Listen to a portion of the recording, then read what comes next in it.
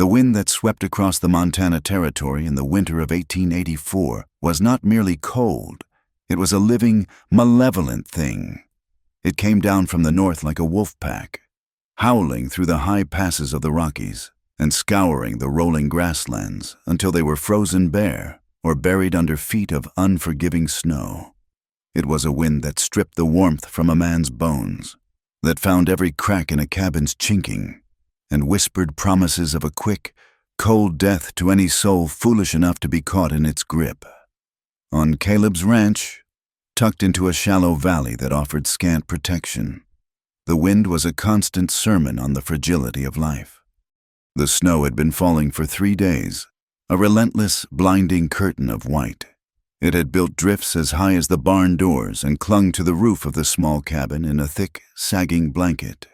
From the distant, snow-shrouded hills, the cry of a lone wolf would occasionally rise, a mournful, hungry sound that seemed to be the very voice of the desolate landscape. Inside the cabin, the only sound was the crackle of pine logs in the stone fireplace and the rhythmic ticking of a simple mantel clock that Caleb's father had built. The silence was more than an absence of noise.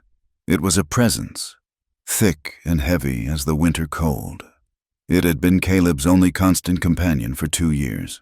He was a man just past his 30th year, but the solitude and grief had etched lines around his eyes that belonged to someone much older.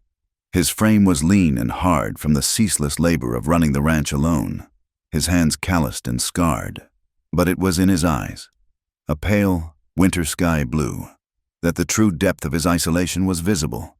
They held a haunted, hollowed-out look, as if they were perpetually staring at something that was no longer there. 2 years ago, the cabin had been filled with the low hum of his wife Sarah's singing and the scent of baking bread. There had been laughter. There had been plans. They had spoken of the child to come, of the generations that would work this land. Then came the fever, swift and merciless, a thief in the night. It took Sarah first, and the tiny, stillborn son she delivered in her final. Agonizing hours followed her into the dark. Caleb had buried them himself on the small rise behind the cabin, beneath the lone pine tree that stood sentinel over the valley. He had chiseled their names into a simple wooden cross and then returned to the cabin, where the silence had been waiting for him. He had lived with it ever since. His days were a grim ritual of survival. He rose before the sun, his breath fogging in the frigid air of the cabin. He would tend to the cattle, their lowing protests muffled by the snow-filled barn. He would chop wood until his arms ached and the pile beside the cabin door was high enough to see him through another night. He ate his meals standing by the fire, simple affairs of salt pork and beans, the food tasteless in his mouth. He did not allow himself to think. Thinking led to remembering, and remembering was a pain he could no longer bear. The small cradle Sarah had so lovingly decorated still sat in the corner of the room, shrouded in a dusty sheet. He could not bring himself to burn it, nor could he stand to look at it. On the 3rd day of the blizzard, as dusk began to bleed its purple stain across the endless white, Caleb was making his final check of the barn. The wind tore at his coat, and ice crystals stung his cheeks. As he fought to slide the heavy barn door shut against a growing drift, a flicker of movement near the side wall caught his eye. It was little more than a shadow, a darker shape against the graying light. He squinted, his hand instinctively going to the worn handle of the hunting knife on his belt. It was likely a coyote or a stray dog seeking shelter. He trudged through the knee-deep snow, the crunch of his boots the only sound besides the shrieking wind. As he drew closer, the shape resolved itself. It was not an animal. It was a person, huddled in the meager shelter of the barn's overhang, a pathetic bundle of rags against the weathered wood. His first instinct was a surge of irritation, a drifter, a vagrant. Trouble. His life was hard enough without taking on the burdens of others. He had nothing to spare, least of all compassion. He hardened his jaw, preparing to send them on their way. But as he came to stand over the figure, he saw it was a woman. Her head was bowed, hidden by a thin, threadbare shawl caked with snow. She was trembling, not with the gentle shivers of someone feeling a chill, but with deep, convulsive spasms that shook her entire body. "Ma'am?" His voice was a harsh rasp, unused to speaking to anyone but his horse. The woman flinched, her head snapping up. In the fading light, he saw a face that was young, perhaps no more than 25, but pinched and pale with cold and fear. Her eyes, wide and dark, were like those of a cornered doe. Her lips were blue. She tried to speak, but only a dry, chattering sound came out. Caleb stood there, frozen by indecision. The wind howled, whipping a sheet of snow around them. Every instinct for self-preservation, for maintaining the sterile emptiness of his life, screamed at him to turn around, go back inside, and bolt the door. She was not his problem. But then he saw the frost forming on the edges of her shawl, the way her trembling was starting to slow. A dangerous sign. He remembered Sarah, her skin so cold in the end. He remembered the words of the preacher at the last funeral he'd attended in town. "We are our brother's keeper," with a curse muttered under his breath, a curse directed at God, the winter, and his own damned conscience. He reached down. "You can't stay out here," he said, his tone gruff. "You'll be dead by morning." She shrank back, her eyes wide with terror. He sighed, a plume of white vapor in the air. "I'm not going to hurt you. Come on, get up." He offered a hand. She stared at it for a long moment, as if she didn't understand the gesture. Finally, with a visible effort that seemed to cost her the last of her strength, she placed her small, frozen hand in his. Her touch was like ice. He pulled her to her feet. She was light, fragile as a bird, and she swayed unsteadily, leaning against him for support. He wrapped an arm around her thin shoulders and half-dragged, half-carried her through the mounting snow toward the faint, welcoming light of the cabin window. Inside, the sudden warmth was a physical blow. The woman gasped, her body going limp against him.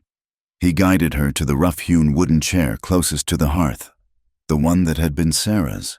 The thought came and went like a painful splinter in his mind. He pushed it away. "Stay," he commanded, and went to the pot simmering over the fire. It was a thin venison stew, but it was hot. He ladled a generous portion into a wooden bowl and brought it to her, along with a spoon. Her hands were shaking so badly she couldn't hold it. He watched for a moment, his face an impassive mask, then let out another exasperated sigh. "Here." He took the bowl and spoon himself, knelt before her, and brought a spoonful of the hot broth to her lips. She flinched, startled by the intimacy of the act, but the smell of the food was too much to resist. She opened her mouth hesitantly and accepted it. He fed her like a child, spoonful by spoonful, until the bowl was empty. The warmth of the stew began to work its magic. A faint flush of color returned to her cheeks, and the violent trembling subsided into a steady shiver. She finally found her voice. It was soft, with the cultured accent of the East, strangely out of place in the rustic cabin. "Thank you," she whispered, her eyes fixed on the fire. "You saved my life." Caleb grunted, standing up and placing the empty bowl on the mantel. He did not want her gratitude. It was a complication. "What's your name?" "Clara." "Caleb," he returned, his tone flat. "What were you doing out in that storm, Clara? Trying to get yourself killed?" Her gaze dropped to her hands, which she was now rubbing together, trying to work life back into them. My horse gave out. A few miles back, I saw the light from your cabin." He looked at her worn dress, a dark, practical wool but inadequate for a Montana winter, and her thin, ruined shoes. She had no baggage, no supplies. "Where were you headed?" A single tear traced a path down her grimy cheek. "I don't know. Away." Caleb fell silent. He stoked the fire, the motions familiar and comforting. He didn't want to know her story. He didn't want to be involved, but the silence stretched, and the unspoken questions hung in the air. He could feel her watching him. "My husband is dead," she said suddenly, her voice barely audible over the crackling flames. The words came out in a rush, as if a dam had broken. "He was a trapper, a hunter. He liked his drink more than he liked his work. Or me. He went out 3 weeks ago to check his lines and never came back. They found him a week later. A fall. They said frozen solid." She paused, taking a shuddering breath. "His family, they have a small holding back east. They never liked me, said I was a city girl, not fit for a hunter's wife. After he was buried, they told me to leave, said I was bad luck, that I had no claim on the house. They gave me what little money was in my husband's pocket and the horse, told me to go west, to find a new life." She gave a short, bitter laugh that turned into a sob. "This is some life." Caleb listened without expression, his back to her. He had heard stories like hers before. The West was full of them. Women left widowed or abandoned, cast out with nowhere to go. It was a hard land, and it was hardest on them. He felt a flicker of something in his chest, a dull ache he recognized as pity. He hated it. Pity was a weakness. "You can sleep here by the fire tonight," he said, his voice still rough. "When the storm breaks, I'll take you into town. You can find work there, maybe at the saloon or the boarding house." He didn't look at her as he spoke. He took a spare blanket from a wooden chest and tossed it onto the floor near the hearth. "It's warm enough here." With that, he moved to the armchair on the other side of the fireplace, the one he'd slept in every night for 2 years, and sat down, pulling his own worn blanket over him. He closed his eyes, a clear dismissal. The storm raged for 2 more days. For Caleb, they were the longest 2 days of his life. Clara was a quiet, unobtrusive presence, but she was a presence nonetheless. She changed the very air in the cabin. On the first morning, he awoke to find she had already been up, had added wood to the fire, and was attempting to sweep the floor with his clumsy, handmade broom. He stopped her, telling her to rest, but she shook her head. "I must earn my keep," she insisted. She moved about the small space with a quiet efficiency that unnerved him. She found his mending kit and, without a word, began repairing the tear in his winter coat. She organized his haphazard stack of plates and utensils. She even tried to make sense of the dusty clutter on his shelves. He found himself watching her out of the corner of his eye as he sat sharpening his tools. He watched the way her slender fingers worked the needle, the way her brow furrowed in concentration. He noticed the deep brown of her hair, flecked with auburn in the firelight, and the graceful curve of her neck when she bent over her task. The cabin began to feel different. It was warmer, not just from the fire. A faint, clean scent he couldn't place replaced the stale air of solitude. For the first time in 2 years, the stew he ate had more than just salt for flavor. She had found a small pouch of dried herbs he'd long forgotten and added them to the pot. The food tasted good. The change was subtle, but to a man who had lived in a sensory void, it was a seismic shift, and it terrified him. He tried to maintain his distance, speaking only when necessary. His answers to her questions short and clipped. He was trying to keep the walls around his heart intact, but he could feel them beginning to crumble. Her quiet sadness resonated with his own. He would see her staring into the fire, her eyes distant and full of a pain he knew all too well. In those moments, an unspoken understanding passed between them, a recognition of shared loss that was more intimate than any conversation. The silence that had once been his shield now felt charged, filled with things unsaid. On the 3rd night of her stay, the cold deepened. The fire had burned down to glowing embers, and a draft snaked its way across the floor. Caleb, feigning sleep in his chair, watched Clara through slitted eyes. She was huddled under her thin blanket, her body drawn into a tight ball, but she was still trembling. A soft, chattering sound came from her teeth. A war raged within him. A primal, protective instinct he thought had died with Sarah rose up. He saw not just a stranger, but a woman, cold and vulnerable. The words formed on his lips, unbidden. "Come here, it's warmer." He imagined pulling her down onto the thick bearskin rug before the hearth, wrapping his own blanket, his own body, around her. The thought was a sudden, shocking jolt of warmth in the frozen landscape of his soul. It was a feeling so long forgotten it felt like a betrayal. He clenched his jaw, his knuckles white where he gripped the arms of his chair. No! His mind screamed the word. He would not. He was a man of principle. She was a guest, a woman in distress. And he was a husband. Still a husband. In his heart. To give in to such a desire would be to desecrate Sarah's memory. It would be a surrender to the very needs he had sworn to starve. Reason, cold and sharp as an icicle, won out over the fleeting, treacherous warmth of desire. He remained still, listening to the sound of her shivering until his own heart ached with a cold that had nothing to do with the temperature. Later that night, the roles were reversed. Clara, unable to sleep, lay watching the man who had saved her. The firelight cast flickering shadows across his face, softening the harsh lines of his grief for a moment.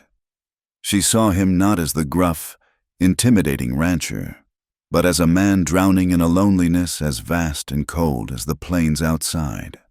She could see the deep grooves of sorrow carved around his mouth, the tension in his jaw even in sleep. He looked lost. The sight stirred a profound ache in her own chest, a wave of empathy so strong it brought tears to her eyes. He had given her shelter, warmth, and food, yet he looked like a man who had nothing. She wept silently, not for herself, but for him. The next morning, the storm had broken. A weak, watery sun shone on a world transformed, a pristine wilderness of glittering white. The silence was absolute. "I'll hitch the wagon," Caleb announced, his voice devoid of emotion. "Town's a half-day's ride. I need to pick up mail and supplies anyway." The trip was made in near silence. Caleb handled the horses, his eyes fixed on the horizon. Clara sat beside him, wrapped in a spare buffalo hide, her gaze taking in the stark, beautiful, and intimidating landscape. When they reached the small, snow-choked cluster of buildings that constituted the town of Three Forks, Caleb pulled the wagon up in front of the general store, which also served as the post office. "Wait here," he ordered, and swung down from the wagon. He returned a few minutes later with a sack of flour, a side of bacon, and a single, thin letter in his hand. He stared at the letter as he walked back to the wagon, a deep frown creasing his brow. "Trouble?" Clara asked softly. He looked up at her, his blue eyes troubled. "From my friend, Silas. He has a small claim a few miles north of my place. Or he did." He crumpled the letter slightly in his fist. "Says he's had enough of Montana. Struck out for California. The fool." He seemed about to say more, then stopped. He read the letter again, his lips moving silently. A look of dawning horror crossed his face. "Damn him," he whispered, the words sharp in the cold air. "Damn his reckless soul to hell. Caleb, what is it?" He looked at her, and for the first time, she saw something other than grief or anger in his eyes. She saw pure, unadulterated panic. "Before he left," Caleb said slowly, his voice strained, "Silas made arrangements. Through an agency back east. He sent for a mail-order bride. According to this, she's due to arrive on today's train." He ran a hand through his hair, a gesture of profound agitation. "He's asking me to see to her, to explain. Damn him." Clara's heart sank. Another woman, another soul cast adrift in this unforgiving place. Oh, that poor girl. Caleb wasn't listening. He was staring at the last line of the letter, his face pale. "She's from Ohio," he said, his voice a strange, tight whisper. "Says here her name is Lily." He finally looked up, his gaze locking with Clara's, and he saw the sudden, shocked recognition in her eyes. "Clara," he said, the name a question and a dreadful confirmation all at once. Is that a common name? Clara could only shake her head, a cold dread coiling in her stomach that had nothing to do with the winter air. My sister, she breathed. My younger sister's name is Lily. The ride back to the ranch was a study in silence, but it was a different kind of silence than the one Caleb had cultivated for 2 years. His was an empty, hollow silence. This was a heavy, suffocating thing, thick with dread and disbelief. The wagon wheels crunched over the fresh snow, the sound unnaturally loud in the still, cold air. Caleb's gaze was fixed on the horses' backs, his jaw set like granite. Beside him, Clara was a statue carved from ice, her hands clasped so tightly in her lap that her knuckles were white. The name, Lily, hung between them, an unexploded bomb. They had said little more after the initial, shocking revelation at the post office. The train was due in an hour. There was nothing to do but wait. Caleb had moved with a grim, mechanical purpose, loading the supplies and turning the wagon toward the small, wind-swept depot at the edge of town. Now, as the lonely structure came into view, a plume of black smoke staining the horizon signaled the train's approach. Clara's heart hammered against her ribs. Lily, her baby sister? Here, in Montana, sent for like a parcel, a mail-order bride for a man who had already vanished. The sheer, cruel absurdity of it was overwhelming. They hadn't seen each other in 5 years, not since Clara had married and followed her feckless husband west. Their letters had been sporadic, constrained by the cost of postage and the growing distance in their lives. Clara had written of hardship, but she had never confessed the true depth of her misery, and Lily had written of tiresome work as a seamstress, of dreams of a better life, a life. Clara now realized with a fresh wave of nausea that had led her to this. The train screeched and hissed to a stop, a great iron beast panting steam in the frigid air. A few fur-clad men disembarked, their faces grim from the long journey. And then, a solitary female figure appeared in the doorway of a passenger car. She paused for a moment, clutching a small, battered valise, her eyes scanning the desolate platform. Even from a distance, Clara knew it was her. Lily had their mother's posture, straight and proud, and a cascade of dark auburn hair that even the drab winter light couldn't dull. She was younger than Clara by 4 years, and those years showed. Her face, though pale and anxious, was unlined, her movements possessing a fluid grace that Clara felt had been beaten out of her long ago.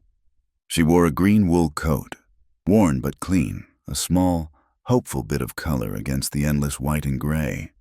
Caleb stood frozen by the wagon, a man caught in a nightmare of his own making. This was Silas's mess, but he was the one left to clean it up. He watched the young woman descend the steps, her gaze now filled with a dawning confusion and fear. There was no one there to meet her. The man whose letters had promised a home, a future, had simply evaporated. Clara could bear it no longer. She slid down from the wagon seat, her legs unsteady. "Lily!" she called out, her voice cracking.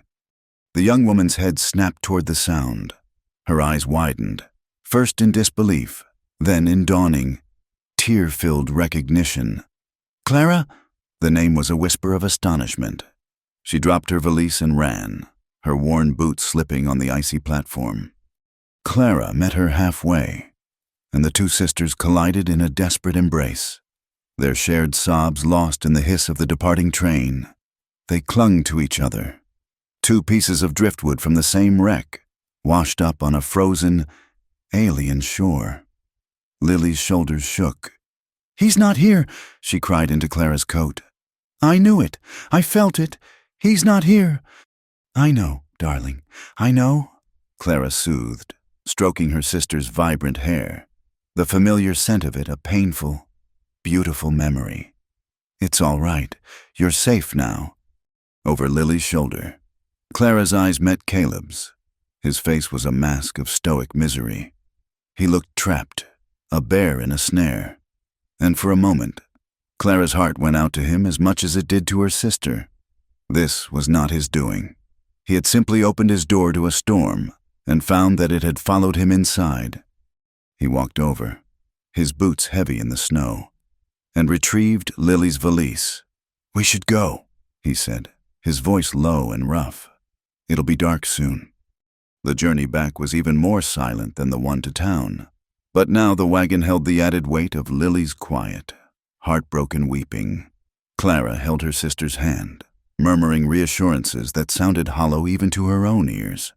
When they finally arrived at the ranch, the cabin looked smaller, bleaker than before. Inside, Lily looked around the sparse, masculine room, her eyes taking in the single armchair, the stone hearth, the shrouded cradle in the corner. Her gaze fell on Clara's worn-out dress and the exhaustion etched on her face. The questions were plain in her eyes. Clara told her everything, her own story tumbling out in a rush of hushed, painful words.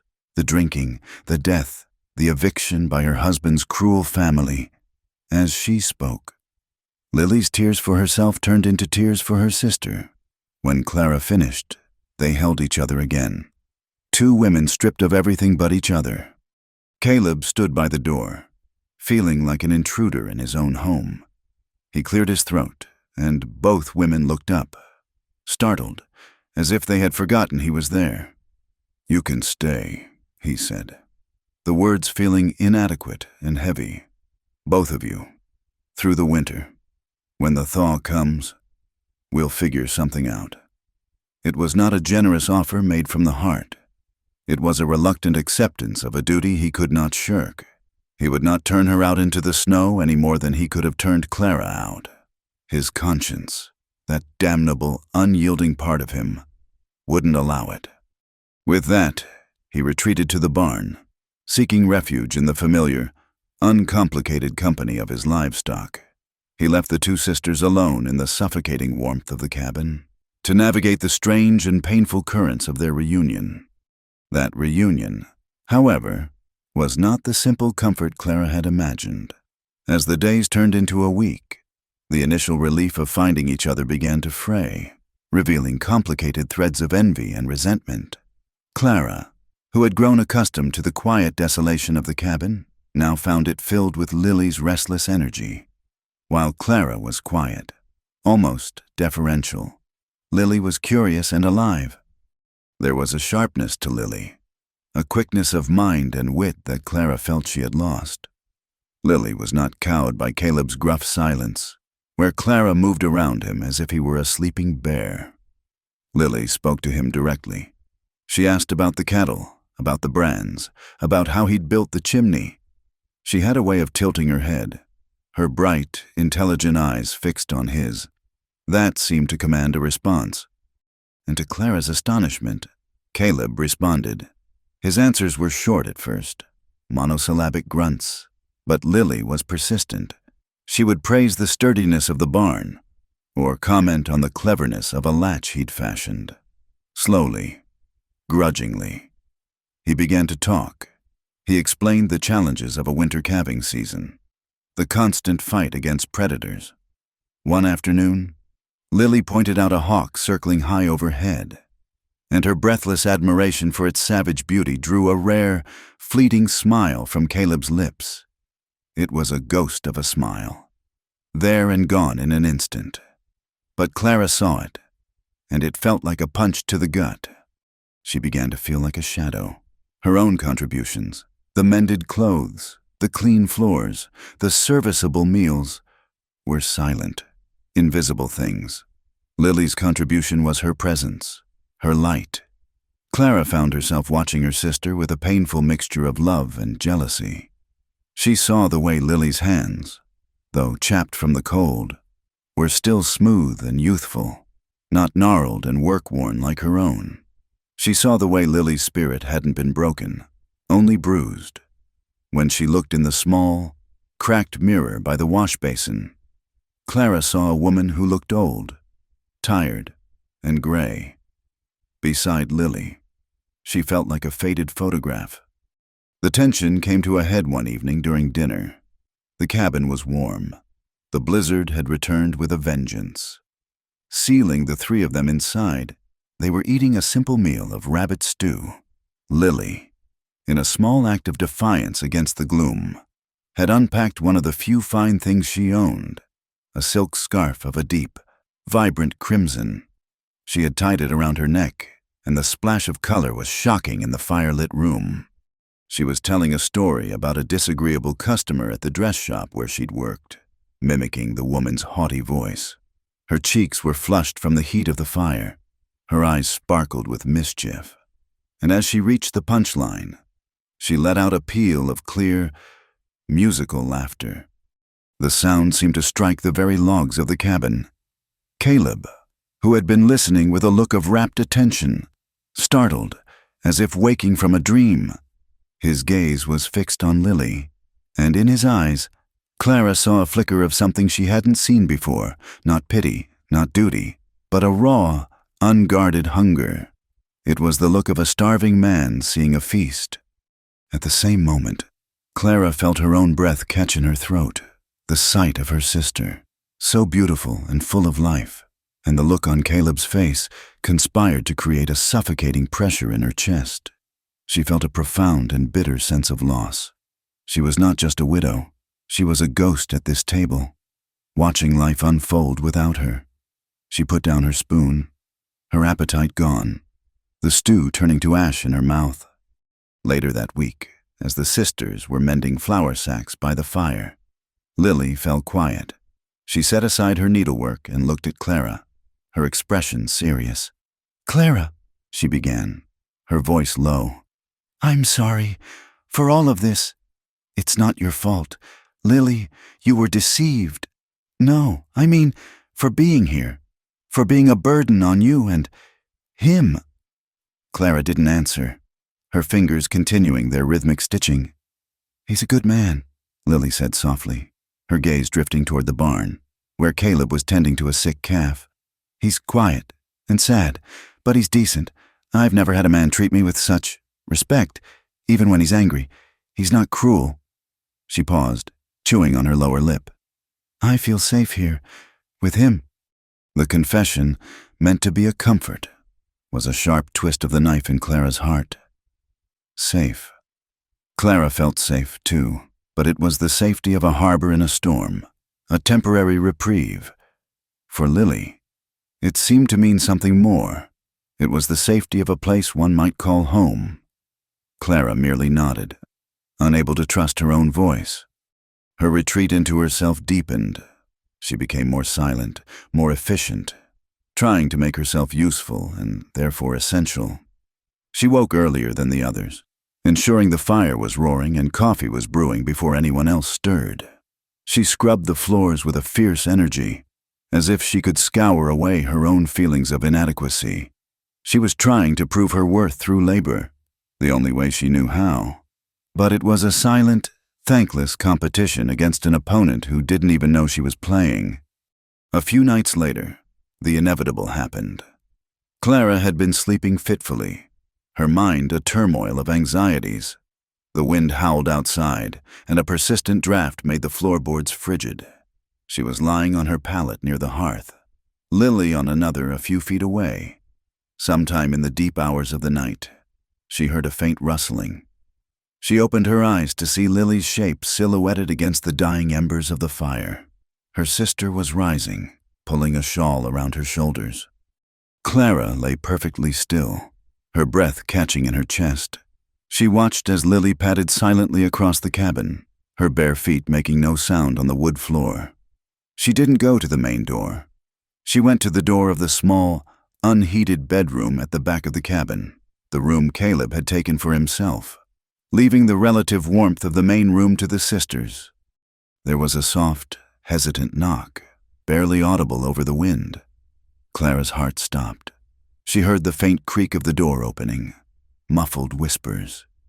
She couldn't make out the words, only the tones, Lily's, soft and pleading, Caleb's, a low, harsh rumble. The exchange was brief. The door creaked again, this time closing more firmly. Clara squeezed her eyes shut, a hot, searing pain spreading through her chest. A moment later, She heard Lily's soft footsteps returning. She felt her sister lie back down on her pallet, heard her let out a long, shaky sigh. Clara lay in the darkness, feigning sleep, while her carefully constructed world shattered into a million pieces. It didn't matter that the exchange had been short. It didn't matter that Caleb's door had closed. What mattered was that Lily had gone to it. She had knocked. She had asked. She had taken a step that Clara, in her quiet grief and gratitude, would never have dared to even contemplate. In that single, silent act, Lily had declared her intentions more clearly than any words could. She was not content to be a temporary guest. She was staking a claim. And Clara, the quiet ghost by the hearth, was utterly, devastatingly heartbroken. The sky had been the color of a fresh bruise for a full day before the snow began to fall again. This was no gentle flurry. It was a declaration of war by the heavens. The wind rose from a mournful sigh to a high, vicious scream, and the snow came not in flakes, but in dense, horizontal sheets that erased the world. It was a white hurricane, a force of nature that hammered at the small cabin, testing every log and chink for weakness. It was the kind of storm that made a man feel his own insignificance, a tiny, fragile spark of warmth in an infinite, frozen void. Caleb knew the signs. He had seen storms like this before, storms that could bury a whole herd and leave a rancher ruined by spring. His horses, his most valuable assets next to the land itself, were in the sturdy barn.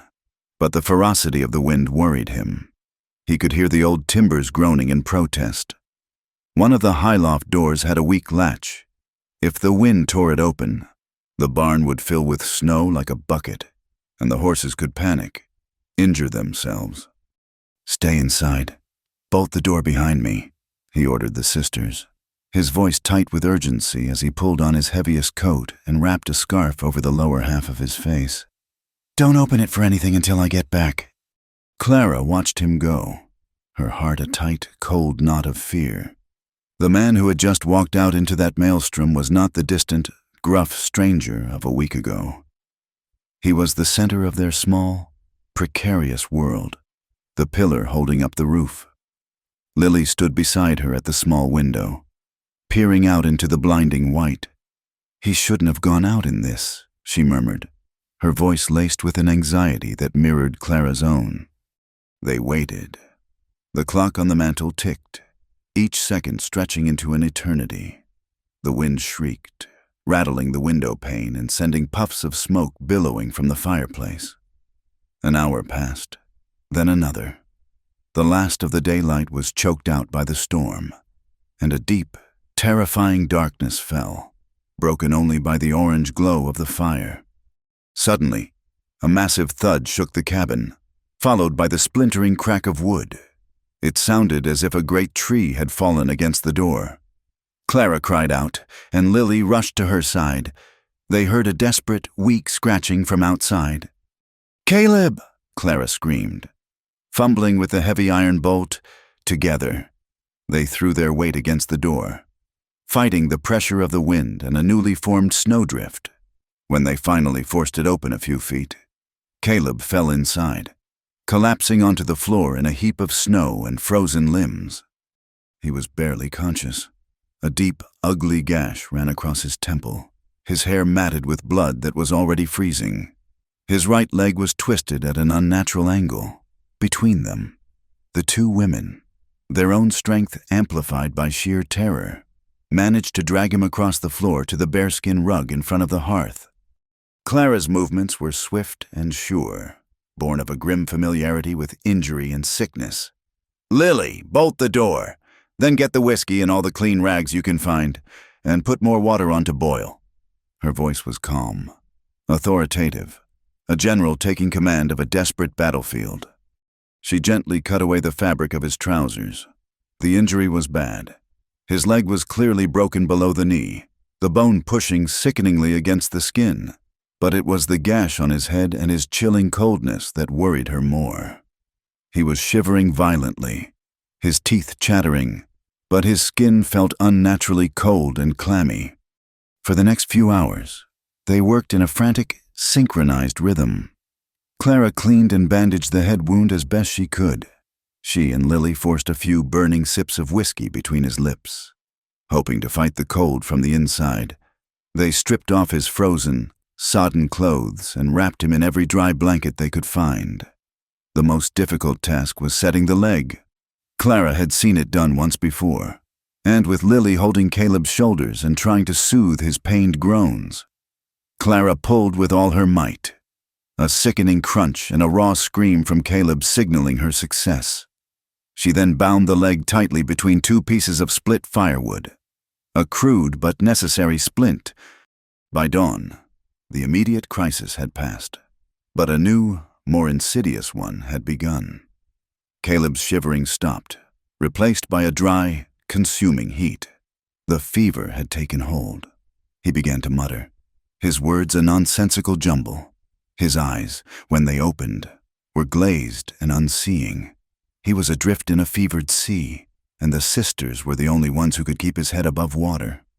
In the long days and nights that followed, the small cabin became a sick room, and the unspoken rivalry between the sisters transformed into a desperate competition of care.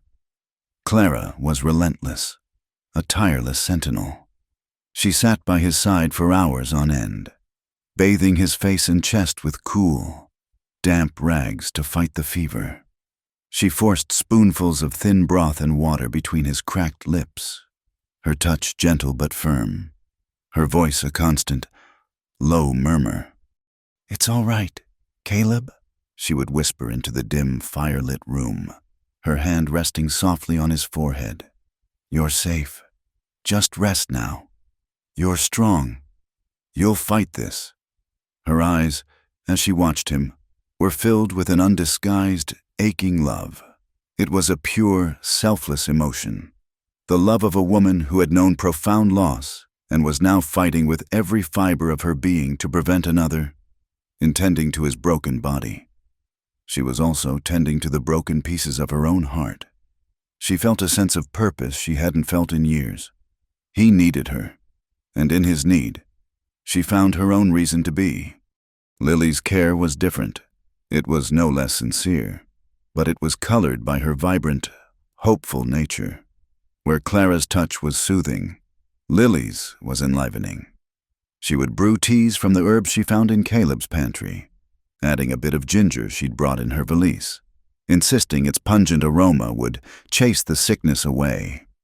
She would card her fingers through his sweat-dampened hair, a light, almost flirtatious gesture, her touch lingering just a moment too long. While Clara's words were whispers of comfort, Lily's were bright promises of recovery. "You should have seen the way you fought that door, Caleb," she'd say, her voice cheerful even in the face of his delirium. "Strong as an ox. You'll be back on your feet in no time. You'll see. We'll have this place humming again." Clara watched it all from her place by the bedside. She saw the way Lily's presence seemed to cut through the gloom. She saw the subtle artistry in Lily's nursing, the way she made each act of care an act of charm, and she recognized it for what it was. They were fighting for the same heart, not with words or anger, but with damp cloths and cups of ginger tea. Every gentle touch, every whispered word, was a volley in a silent, desperate war. The realization did not bring anger, only a deep, hollow sadness. On the third night of the fever, as the storm outside finally began to wane, Caleb grew more agitated. He tossed and turned, his strong body fighting against the invisible demons of his delirium. He mumbled names, disjointed phrases from his past.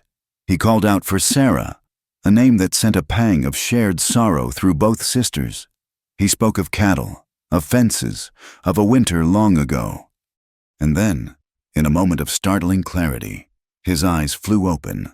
They were wild, unfocused, staring at the ceiling. He reached out a trembling hand into the empty air between the two women. "Clara," he rasped, his voice a dry, broken thing. Her heart leaped. He saw her. He knew she was there. She leaned forward, taking his hand. It was burning hot, but then his gaze shifted, moving past her as if she were made of glass. His eyes seemed to find Lily, who stood on the other side of the hearth. "Lily," he breathed, the name a sigh, a question. His hand fell back to the blanket, and his eyes slid shut, his body finally sinking into a deep, exhausted sleep. The fire crackled, spitting a shower of sparks onto the hearth. The single word, his name for her sister, hung in the air, as tangible as the scent of wood smoke. Clara slowly withdrew her hand. He had called for her, but he had called for Lily too, in his broken, fevered mind. They were both there, intertwined. He needed them both. The thought was both a comfort and a torment, a confirmation of her place and a stark reminder that she did not hold it alone. Over the next few days, Caleb's fever slowly broke. The delirium receded, leaving him weak, exhausted, and blessedly lucid. He was still confined to his bed, his legs still splinted, but the immediate danger had passed. And, as the life returned to him, the unspoken tension between the sisters grew until the small cabin felt as if it would burst with it. The dam finally broke one night when Caleb was sound asleep, his breathing deep and even for the first time in nearly a week. The sisters sat by the fire, mending clothes in a silence that was louder than any argument. The air was thick with things unsaid, with the ghost of Caleb's voice calling both their names. It was Clara who spoke first, her voice quiet but firm, stripped of all pretense. "We can't go on like this, Lily." Lily didn't look up from her sewing. "I don't know what you mean." "Don't you?" Clara set her mending aside. "I saw you the night you went to his door." Lily's hand stilled. A dark blush crept up her neck. She finally raised her eyes, and in them Clara saw not defiance, but a profound and painful shame. "Nothing happened." "I know," Clara said, her voice softening. "But you went, and I know why." She took a deep breath, the confession she was about to make tasting like ash in her mouth. "Because I feel it too." The admission hung between them. Lily's eyes filled with tears. "Oh, Clara, I'm so sorry. I never wanted to hurt you." "It's not you that hurts me," Clara said, her gaze drifting to the fire. "It's all of it." And then, the story of her own private hell began to pour out of her, the words whispered into the flickering darkness. She spoke not just of her husband's death, but of the cold, cutting cruelty of his family. "They never saw me as a person," she said, her voice trembling with the memory of the humiliation. "I was just a vessel for a son he never gave them. When he died, it was as if I had failed, as if I had brought the curse upon their house. His mother looked at me, the day of the funeral, and she said, 'You are a jinx, a piece of bad luck we brought under our roof.' They said I was barren, unnatural. They stripped the house of anything valuable, even the quilt my own mother had made for my wedding bed. They left me with nothing, not just no money, Lily, no dignity, no name. I wasn't a widow. I was a disease they had to be rid of." Tears streamed down her face as she spoke, tears for the young, hopeful girl she had once been. "When I came here, when Caleb took me in, it was the first time in years anyone had looked at me and not seen a curse. He just saw a person who was cold. That's all. I don't know if I love him, or if I just love what he is, a man who isn't cruel." When she finished, Lily was openly weeping, not for herself, but for the sister whose pain she had never truly understood. She reached out and took Clara's hand, her grip tight. "I didn't know," she whispered. "You never wrote." "How could I? What good would it do to burden you with it?" "You think my life was so easy?" Lily's voice was fierce, laced with a bitterness Clara had never heard before.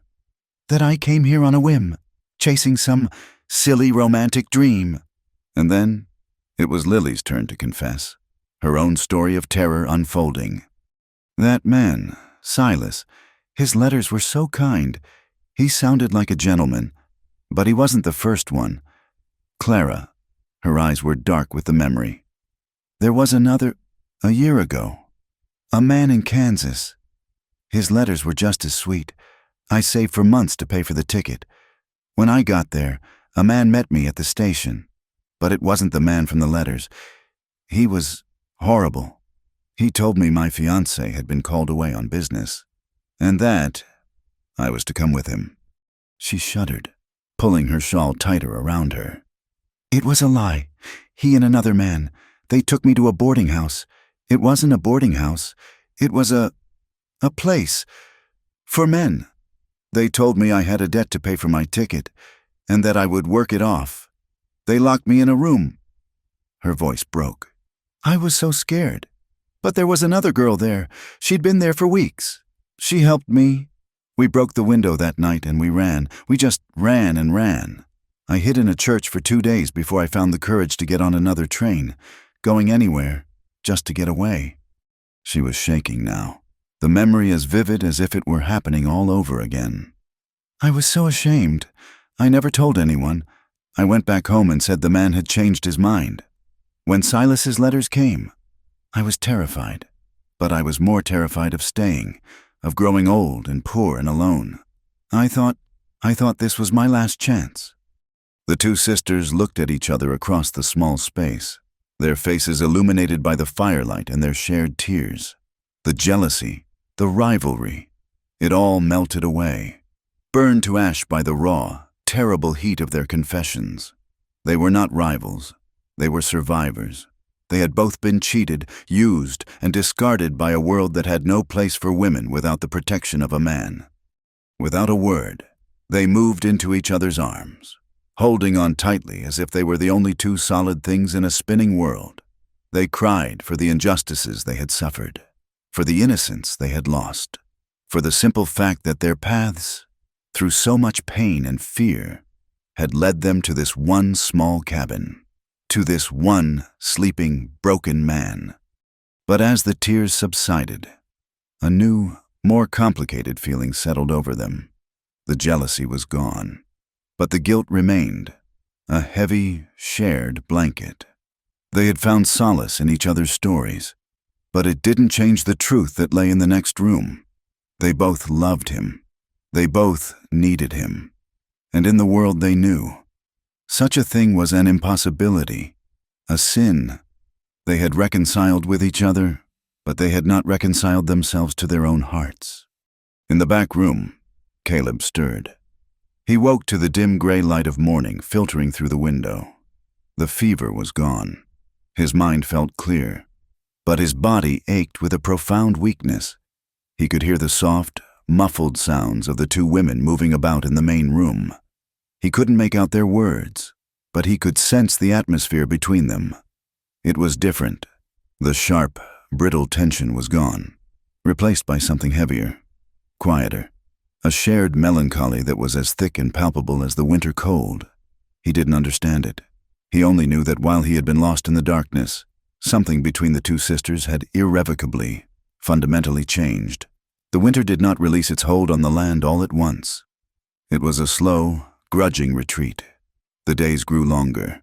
The sun's light gained a marginal warmth, and the great monolithic drifts of snow began to shrink, weeping meltwater into the hardening mud. The world, which had been a silent, self-contained universe of white, began to open up. The road to town became passable, first by a determined man on horseback, then by a wagon willing to brave the ruts and mire. And with the opening of the road came the world, and with the world came its judgment. The first trip Caleb made to Three Forks after his recovery was a necessity. He was still weak, his legs stiff and aching in the cold, but their supplies were dangerously low. He left the sisters at the cabin with a loaded rifle and a promise to be back by nightfall. The moment he guided the wagon down the town's main street, he could feel it, the change. It was in the way men stopped their conversations to watch him pass, their gazes lingering on his wagon with a new, speculative curiosity. It was in the way Martha, the postmistress with a tongue as sharp as a skinning knife, gave him a tight, thin-lipped smile that didn't reach her eyes as she handed him his mail. "Heard you had a rough winter, Caleb," she said, her voice dripping with insinuation. "Good of you to have company, to help you through it." The poison spread quickly. News in a place like Three Forks was a commodity more valuable than gold. And the story of the lone widower, Caleb, taking in not one, but two young women from the east was a feast for the starved gossips. Two sisters, living under one roof with a man who hadn't spoken more than 10 words to a woman since his wife died. The possibilities were scandalous, delicious, and endlessly debatable around the pot-bellied stove in the general store and over the sewing circles in the church basement. "What do you suppose they do out there all night?" the whispers would begin. "He's a healthy man, after all."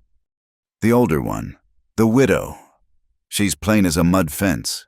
It's the younger one. I'll wager. The mail-order girl. She's got a look about her." Mail order? More like she ordered herself right into his bed. Silas was smart to run for the hills. The speculation was a filthy tide, seeping into every corner of the town. When Clara and Lily accompanied Caleb on the next supply run, wanting to feel the sun on their faces after being cooped up for so long, they felt the full force of it. The stares were no longer veiled. They were openly hostile, a mixture of contempt and prurient interest.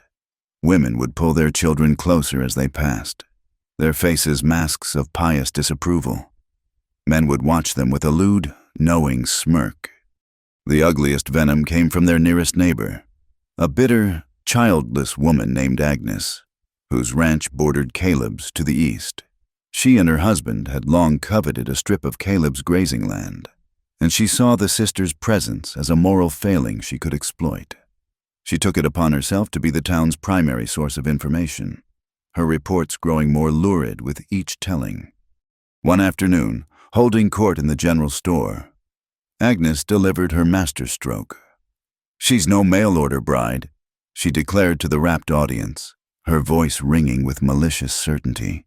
She was pointing a bony finger at Lily, who was examining a bolt of calico, her face a picture of innocence.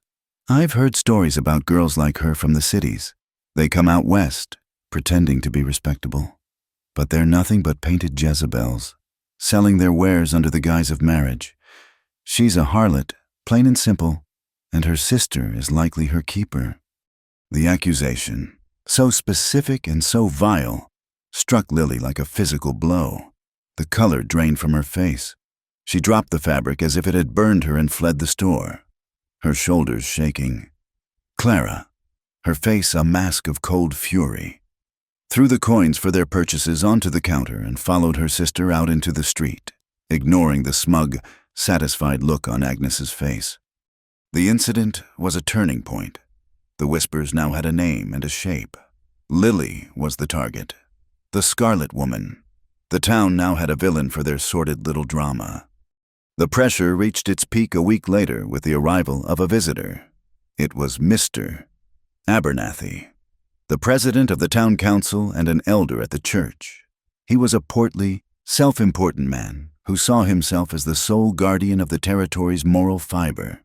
He arrived in a polished buggy, his presence at the remote ranch an unmistakable sign of official business. He refused to come inside, conducting the meeting on the porch, his gaze pointedly avoiding the two women who watched from behind the cabin's single window. He came straight to the point. "Caleb," he began, his tone a mixture of paternal disappointment and stern authority. "We've known each other a long time. I respected your father, and I've respected your privacy, your grief. But this situation has become untenable." Caleb stood leaning against the doorframe, his arms crossed, his face impassive. "What situation is that, Mr. Abernathy?" "You know full well." Abernathy huffed, his cheeks reddening. "Harboring two unmarried women. It's unseemly. It sets a bad example. People are talking. There are accusations, vile accusations against the younger girl." "Agnes has a loud mouth and a small mind," Caleb said, his voice a low growl. "Be that as it may, the reputation of this community is at stake." Abernathy pressed on. "There are rules.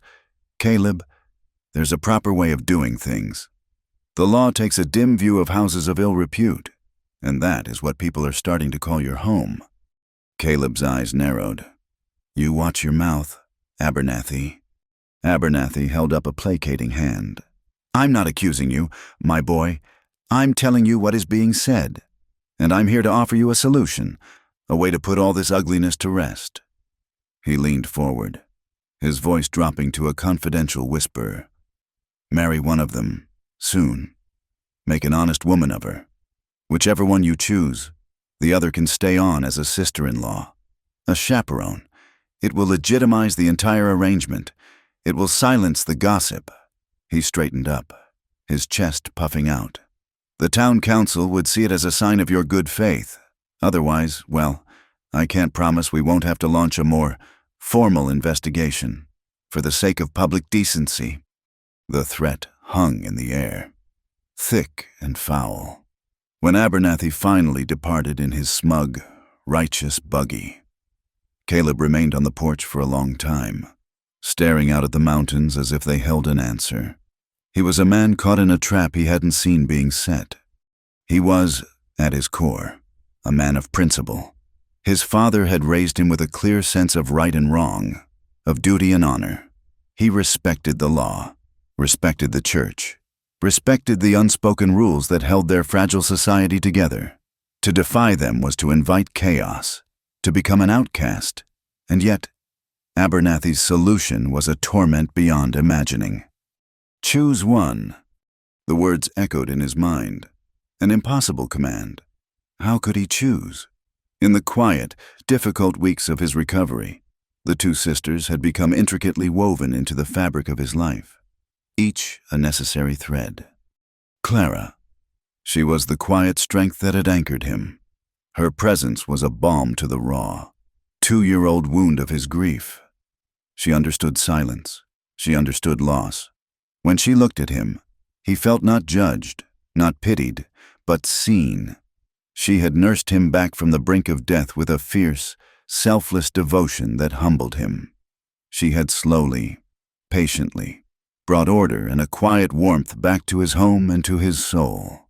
Loving Clara was like coming home after a long, brutal winter, a deep and peaceful thawing. And Lily, she was the return of spring itself.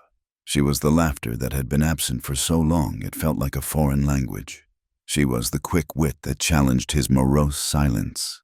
The vibrant, unapologetic life force that forced him to look up from his own sorrow and see the world again. She made him smile. She made him feel, not just the dull ache of the past, but the sharp, tingling possibility of a future. Loving Lily was like feeling the sun on his face for the first time. A jolt of warmth and light that awakened parts of him he thought were dead and buried. To choose one would be to amputate a part of himself. To take Clara's hand would be to cast Lily out, to send her back into the cruel, predatory world that had already tried to destroy her.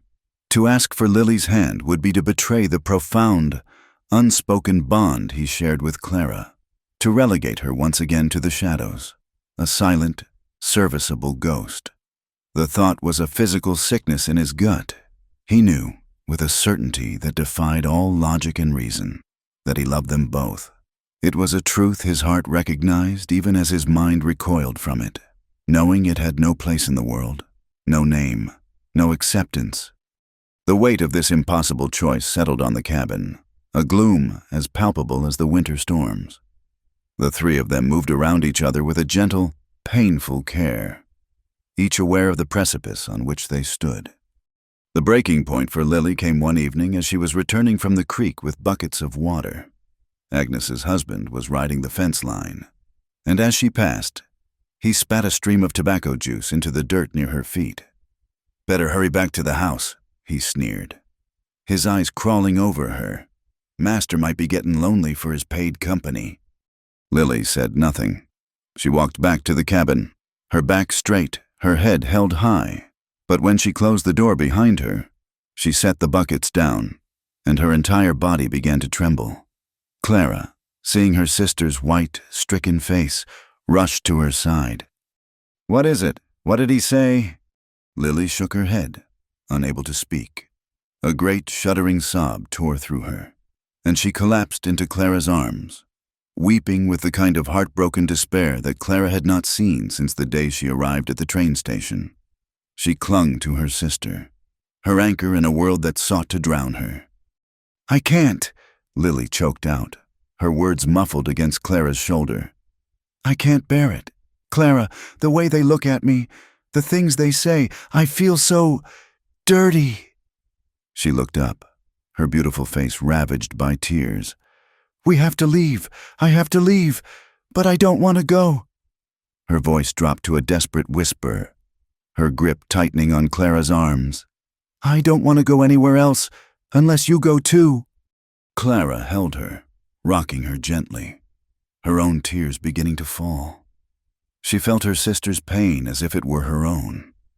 She knew what it was to be judged, to be cast out, to be made to feel worthless. And in that moment, faced with the prospect of being separated, of sending Lily away or being forced to leave herself, a strange, rebellious clarity pierced through her sorrow. "No," Clara said, her voice thick with emotion but laced with a new, steely resolve. "No, this is our home now." She pulled back to look her sister in the eye.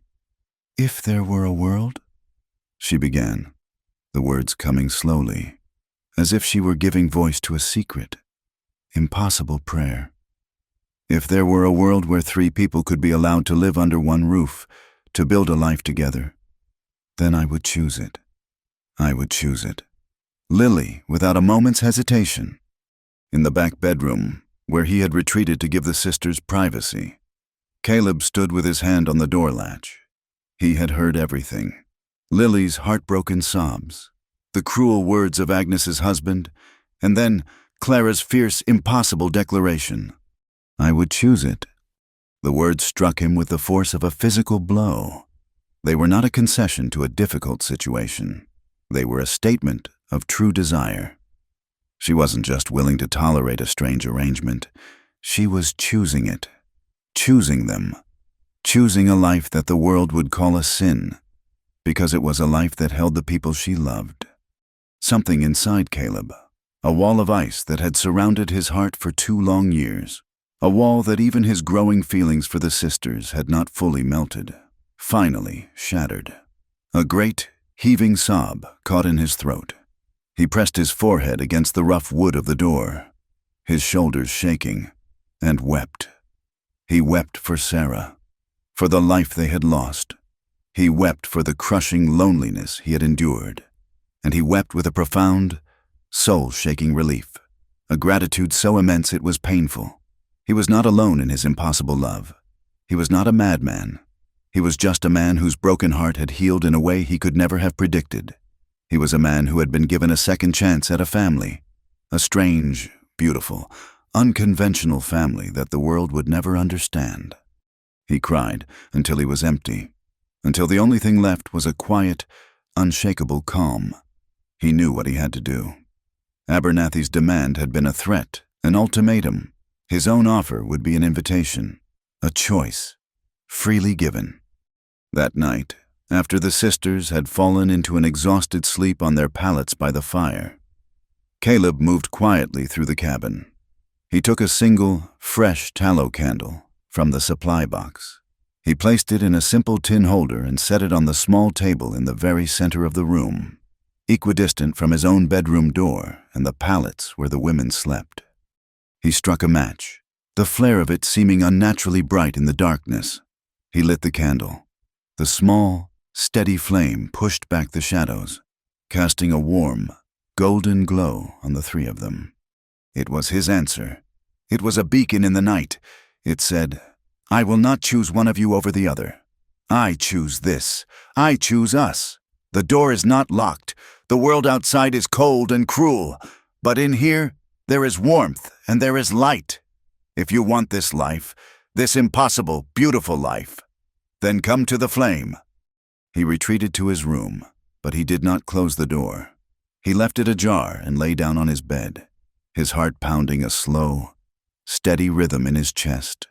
He would not sleep. He would wait. An hour later, a floorboard creaked in the main room. Caleb held his breath. He heard a soft whisper. He saw the shadow of a figure move. then another. Clara and Lily were awake. They were sitting up on their pallets, looking at the solitary candle. Its flame reflected in their wide, questioning eyes. They looked at the candle, then at each other. A long, silent conversation passed between them in that single look. A look of fear, of hope, of dawning understanding. A look of shared resolve. Then, as one, they rose. They did not speak.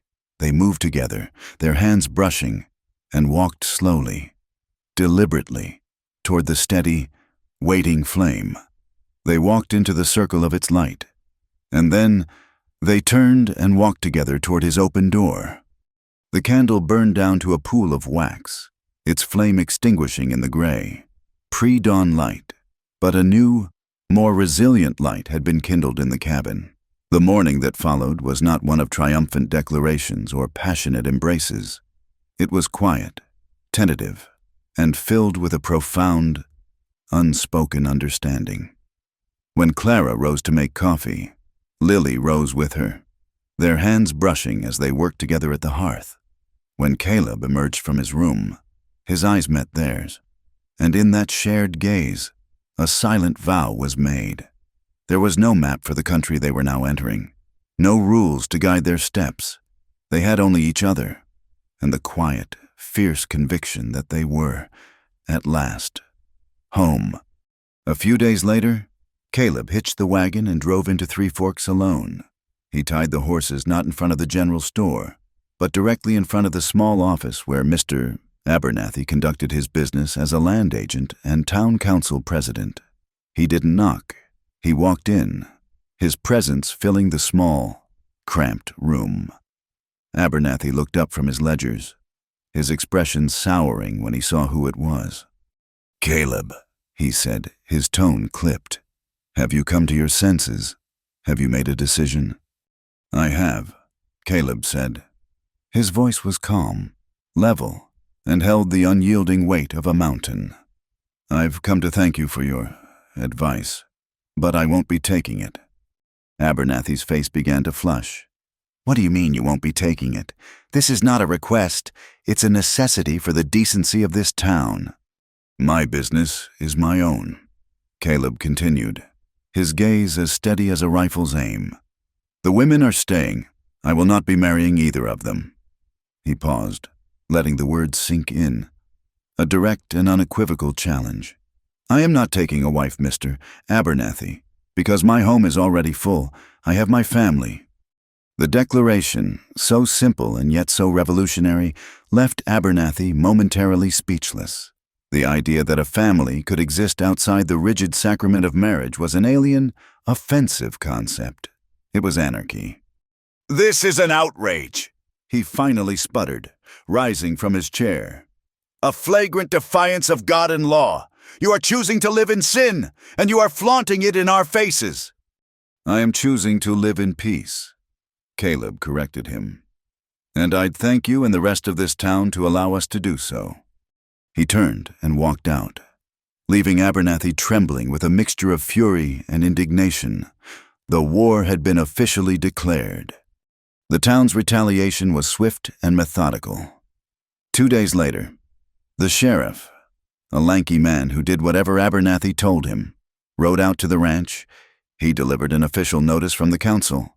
Caleb was being fined $100, an astronomical sum, for maintaining a public nuisance and living in a manner contrary to moral decency. The fine was a blow, but it was only the beginning. The real weapon was the boycott. When Caleb next went to town for supplies, the proprietor of the general store, a man he'd known his whole life, wouldn't meet his eyes. "Sorry, Caleb," he mumbled, staring at the floor. "I can't sell to you. The council, they've made it clear. Anyone who does business with you will find their own credit cut off." It was the same at the grain merchants, the same at the blacksmiths. A wall of silent, hostile rejection had been erected around them. They were an island, cut off from the mainland, left to starve or surrender. Caleb returned to the cabin that evening, his face grim but his jaw set. He laid out the hard truth to the sisters. "They mean to break us," he said, his voice flat. "They think they can starve us out." Clara looked at their dwindling supplies, the last few pounds of flour, the small slab of salt pork, fear, cold and familiar, coiled in her stomach. But then she looked at Lily's determined face, at Caleb's unyielding eyes, and a different feeling rose to meet the fear, a stubborn, defiant will to survive. "Then we won't let them," she said, her voice quiet but strong. The next morning, Clara rose before the sun. She baked a small, perfect loaf of bread from their precious flour. She wrapped it in a clean cloth, put on her plainest dress and shawl, and walked the 5 miles into town. She didn't go to the general store or the church. She went to a small house on a back street, from which the scent of baking bread often wafted.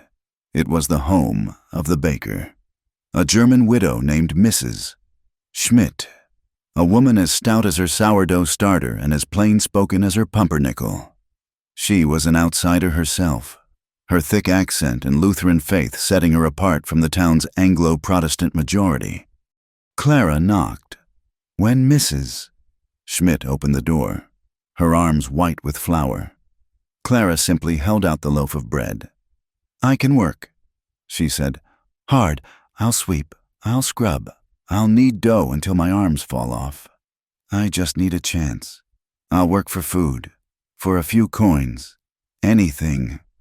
The widow looked from Clara's desperate, honest face to the perfectly formed loaf of bread in her hands. She had heard the gossip, of course, but she was also a woman who knew what it was to be alone and judged.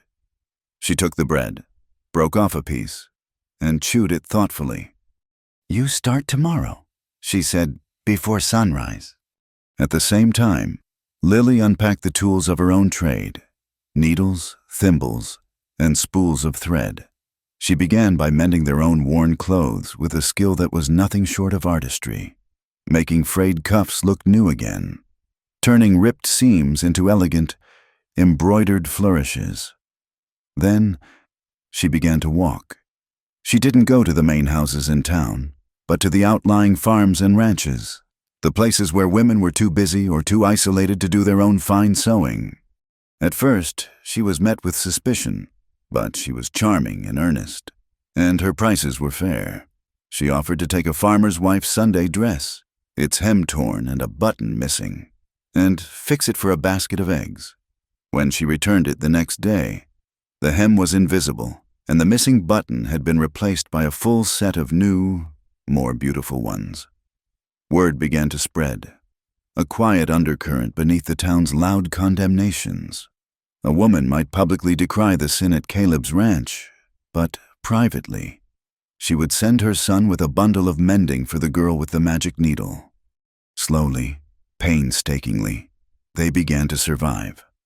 Clara would return each evening, exhausted and smelling of yeast, with a few coins and a loaf of day-old bread. Lily's bartering brought them eggs, milk, a bit of salted butter. Caleb hunted, bringing back rabbits and the occasional deer, stretching their resources. They were poor, and they were outcasts, but they were together. The hardship forged them into something stronger, a 3-stranded cord that would not be easily broken. Inside the cabin, a new kind of life took root. They worked, they ate, they shared the quiet evenings by the fire, their bond deepening in the crucible of the town's hatred. But the town's hatred had not yet run its course.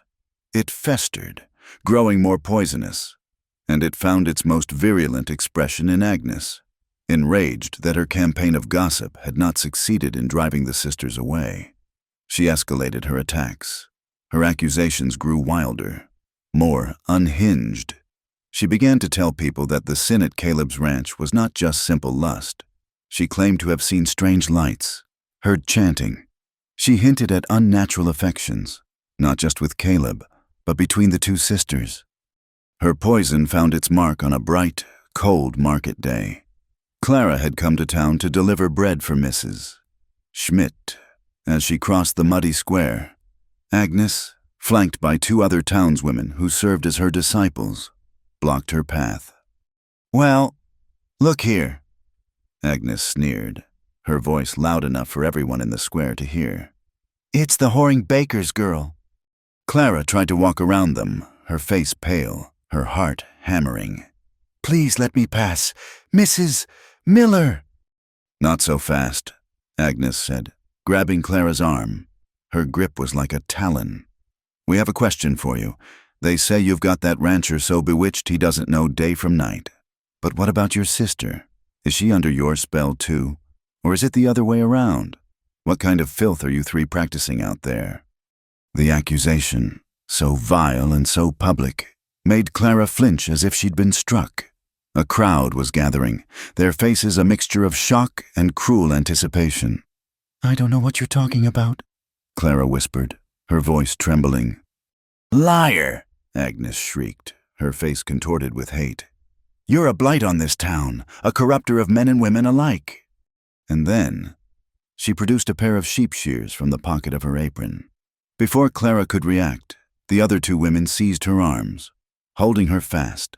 Agnes grabbed a handful of Clara's simple, brown hair, which she kept tied in a neat bun. "A mark of shame is what you need," she screeched, "for all to see what you are."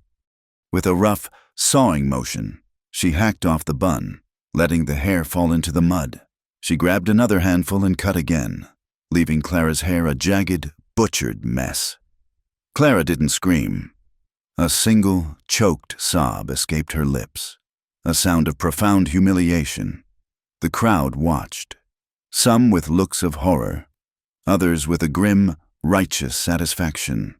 No one moved to help. When Agnes was finished, she shoved Clara to the ground, and the three women walked away, triumphant. Clara lay there for a moment, her cheek pressed against the cold, filthy mud, the laughter and jeers of the crowd washing over her. Finally, she pushed herself up, gathered the loaves of bread that had scattered, and with as much dignity as she could muster, she walked out of the town and began the long, 5-mile journey home, her shorn hair a brutal crown of shame. When Caleb saw her, a cold, silent fury, more terrible than any shouted rage, descended upon him. He looked at her ruined hair, at the tear tracks on her dirt-stained face, and at the dead, hollow look in her eyes. He said nothing. He turned and walked to the corner of the cabin, where his rifle rested against the wall. He checked the load, his movements economical and precise. Lily rushed to him, grabbing his arm. "Caleb, no! What are you going to do?" He looked at her, and his eyes were chips of blue ice. "I'm going to have a talk with Mr. Abernathy," he said. He gently removed her hand from his arm. "This ends tonight." He rode into town not on the wagon, but on his fastest horse, the rifle resting in the crook of his arm. He didn't stop at Abernathy's office. He went straight to the town hall, where he knew the council was having its weekly meeting. He strode through the doors without knocking.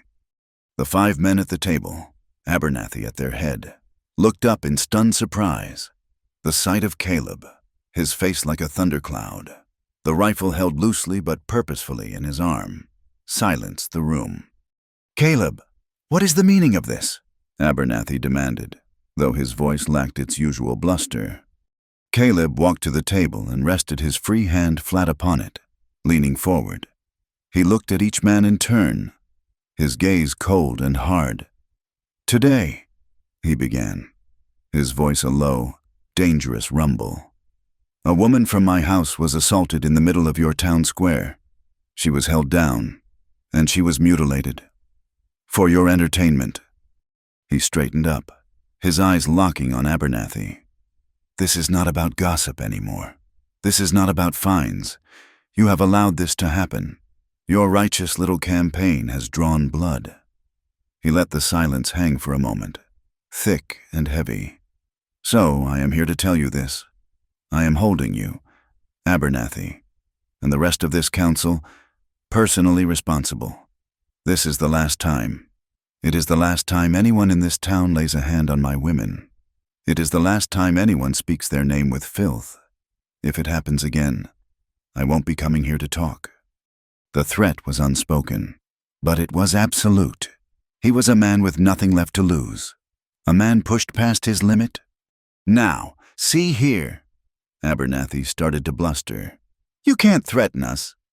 "He is not threatening you," a new voice said from the doorway. "He is making you a promise." Everyone turned. Standing in the doorway was Mrs. Gable, a stern, elderly widow whose husband had been one of the town's founders. She was a woman of few words, but when she spoke, people listened. She walked slowly into the room, her gaze sweeping over the councilmen with disdain. "I saw what happened today," she said, her voice clear and steady.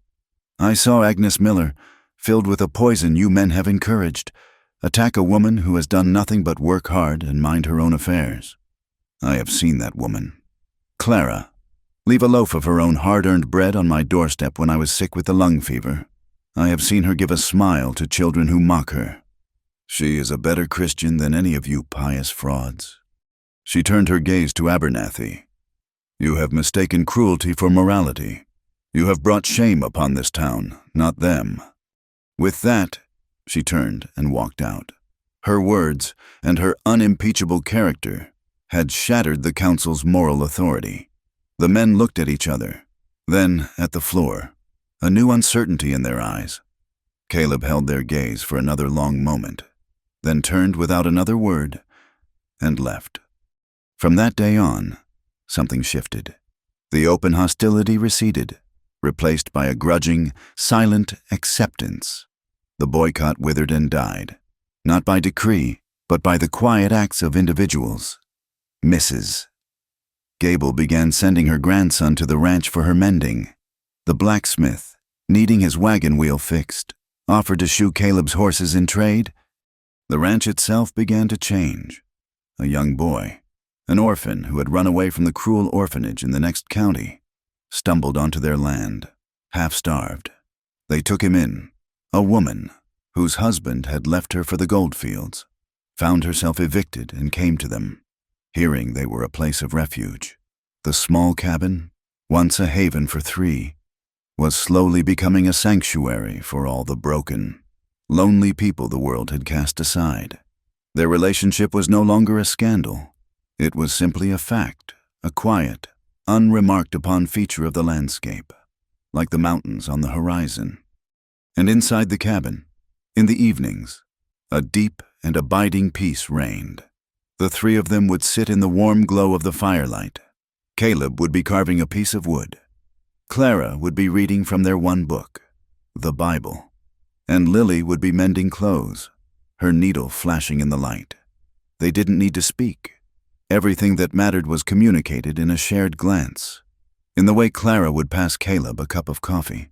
In the way Lily would lean her head for a moment on her sister's shoulder. They were three separate, broken pieces that, against all odds, had found a way to fit together, creating a whole that was stronger and more beautiful than any of them had ever been alone. The world outside was still harsh, the winters still cold, but in that small cabin, they had built their own warmth, their own light, their own quiet, impossible peace. The spring that followed their silent declaration was a season of quiet miracles. The grasses of the high plains, freed from their prison of snow, returned with a fierce, emerald intensity. The creek, swollen with meltwater, sang a boisterous song, and within Clara, a new life, a secret as quiet and profound as the changing of the seasons, began to take root. She knew before any outward sign confirmed it. It was a subtle shift in the rhythm of her own body, a deep, internal hum of change. At first, she held the knowledge close, a fragile, terrifying joy that was hers alone.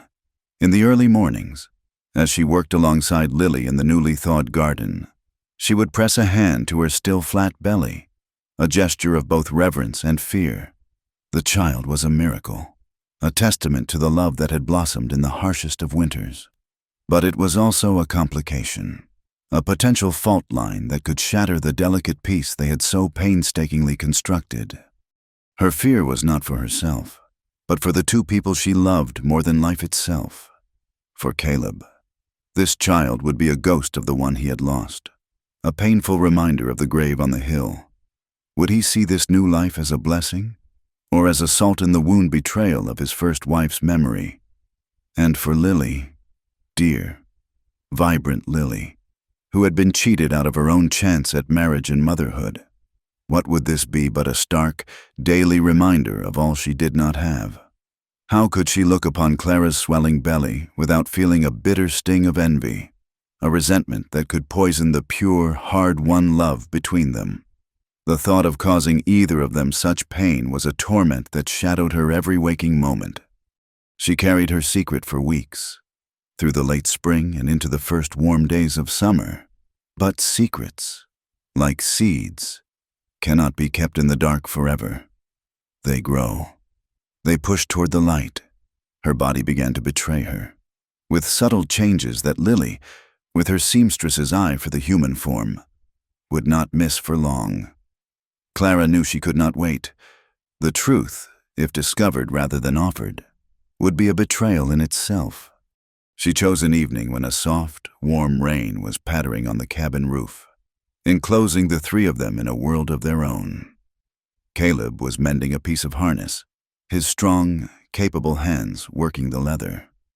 Lily was reading aloud from a tattered copy of a novel she had bartered for, her voice a soft melody in the fire-lit room.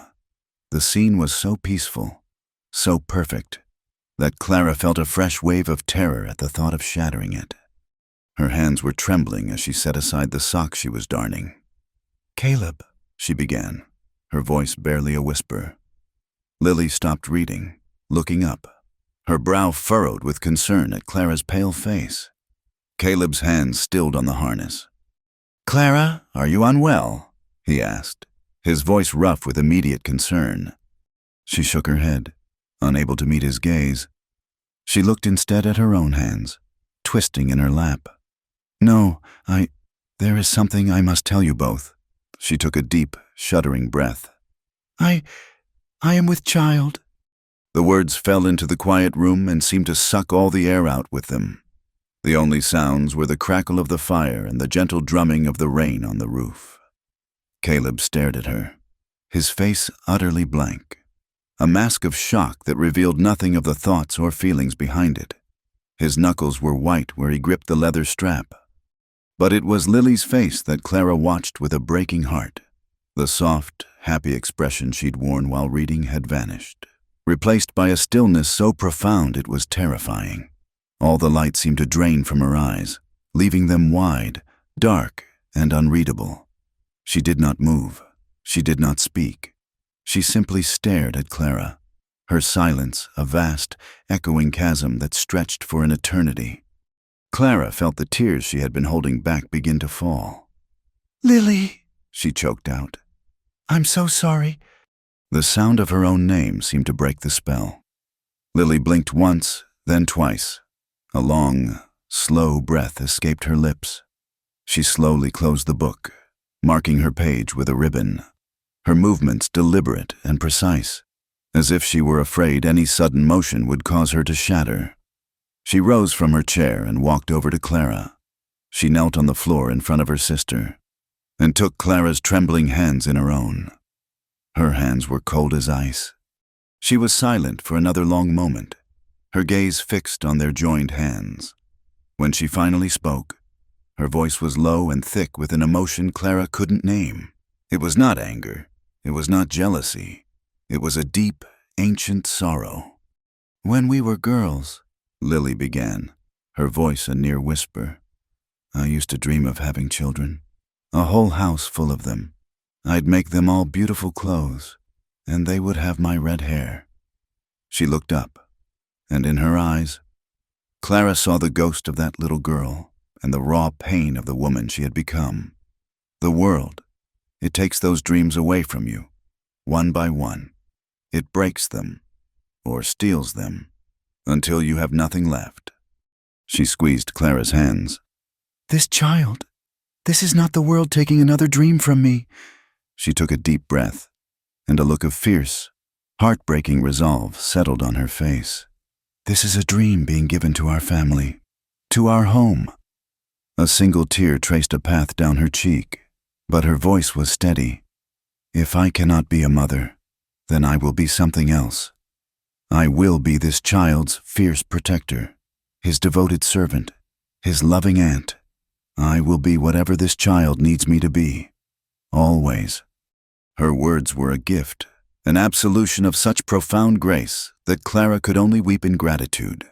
And across the room, Caleb finally moved. He set aside the harness and came to them, kneeling beside Lily. He didn't speak, but he reached out and placed his large, warm hand over their joined ones, his thumb stroking Clara's wrist. His eyes, when Clara met them, were not filled with ghosts or regrets. They were filled with a deep, quiet awe. Their family, born of scandal and sorrow, was about to grow. A few weeks later, as the summer sun bled across the horizon in magnificent streaks of orange and purple, Caleb led them to the small rise behind the cabin. He stopped a few feet from the simple wooden cross that marked Sarah's grave.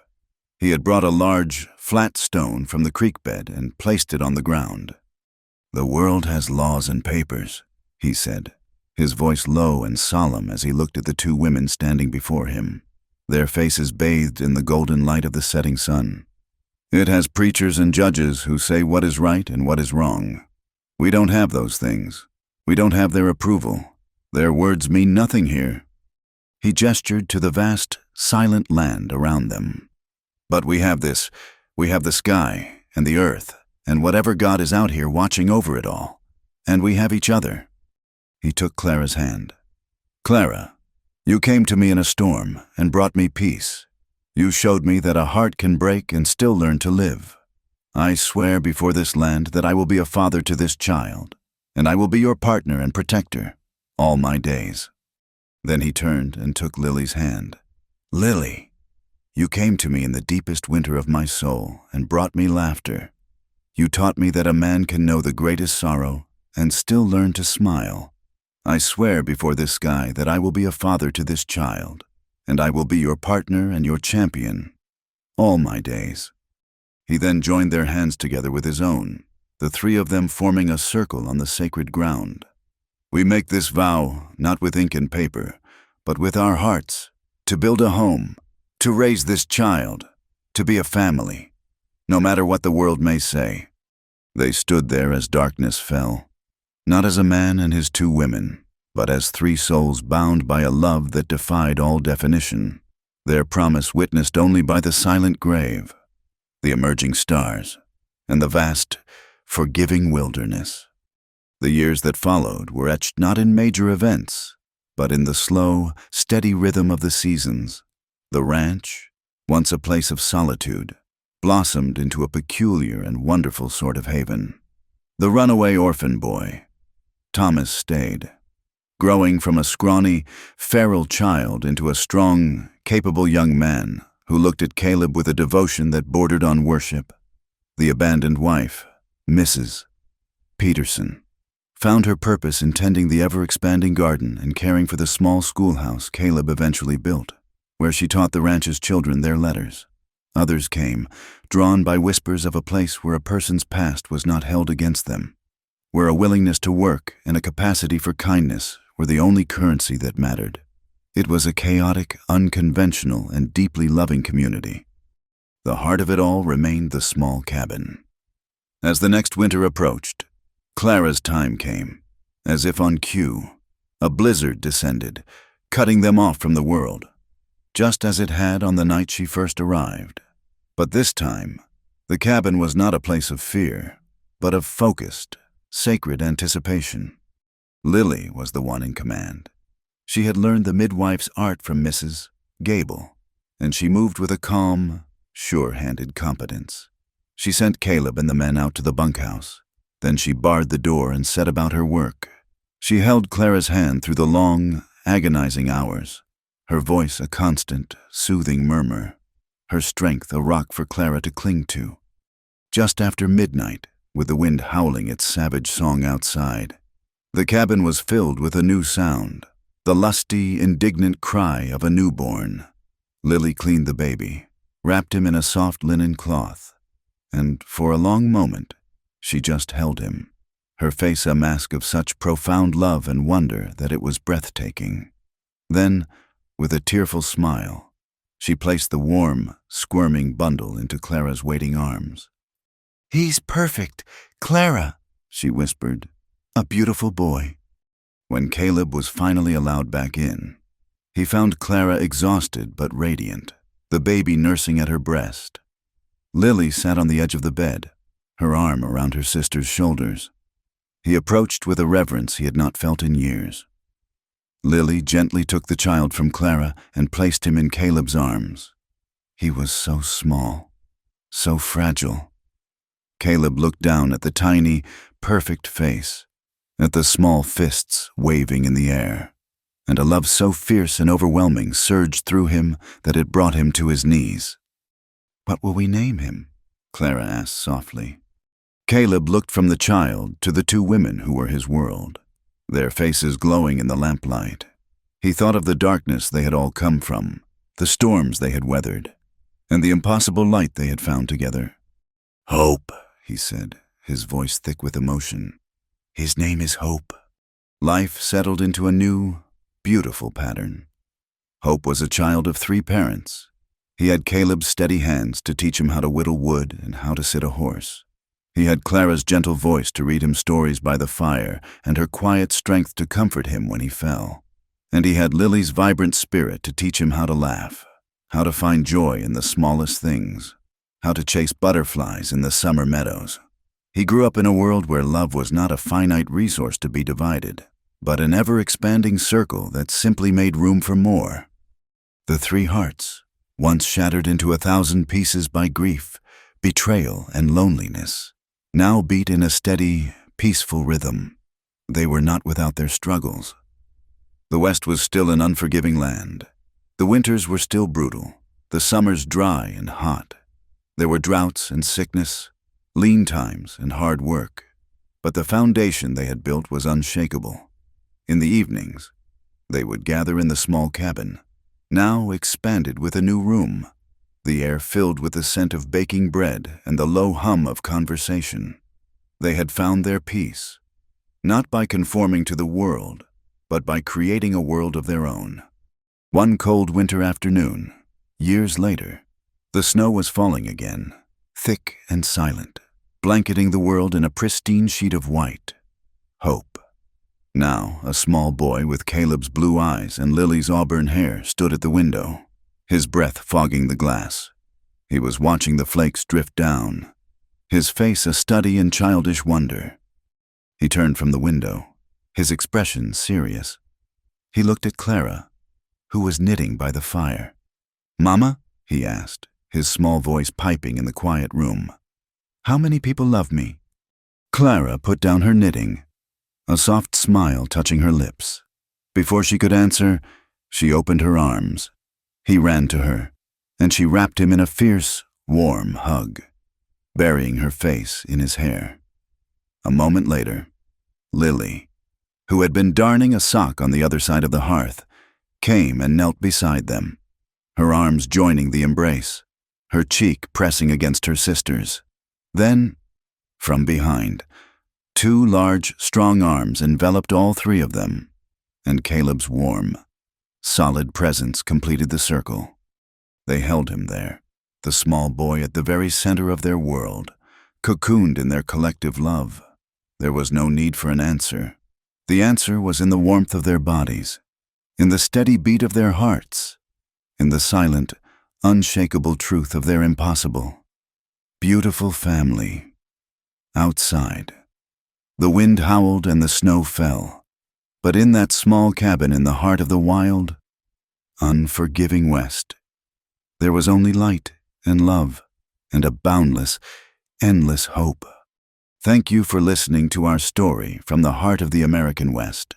We're curious to know where you're listening from, so please drop a comment below and let's connect.